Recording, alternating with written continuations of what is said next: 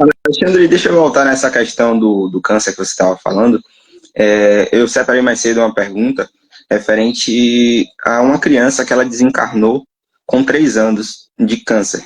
E Uhum. aí, a seguidora ela queria saber a visão do espiritismo nesse caso, quando é uma criança que desencarna muito cedo. Uhum. Perfeito. Luigi, é assim, primeiro, não existe espírito criança.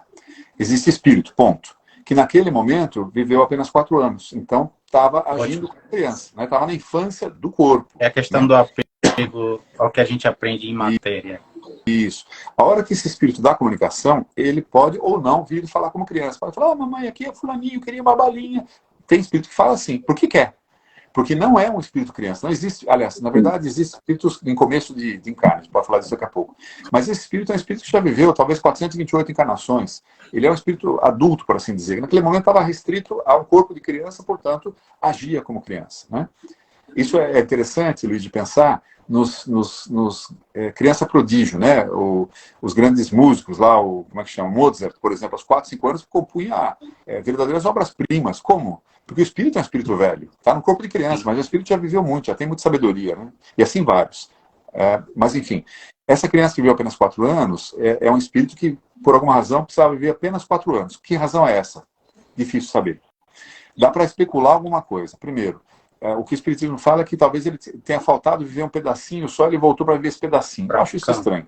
Mas seguramente é uma experiência dura para os pais e para o próprio espírito, talvez também. Também vai Então, aprender muito. exato. Deve ter levado os pais, os avós, os tios que convivem com ele, pensar muito, falar, puxa vida, a vida é tão frágil, a vida é tão dura, a gente gostava tanto das crianças e desencarnou, por que será que aconteceu? E tomar decisões com relação à vida, sabe?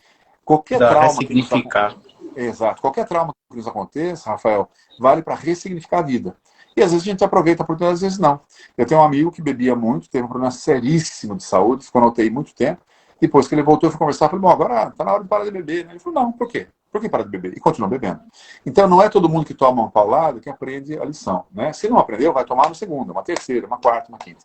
Nesse caso, nem estou dizendo que seja uma paulada, mas é uma dificuldade enorme, é uma morte traumática, sobretudo de uma criança tão querida. Tal, né? Agora, é um espírito que vai voltar a reencarnar. Talvez na mesma família, talvez seja o próximo filho que vier, ou como neto, ou como sobrinho, né? Ou um afilhado que ficou para cuidar. Né? Não precisa vir necessariamente por aquele canal ali.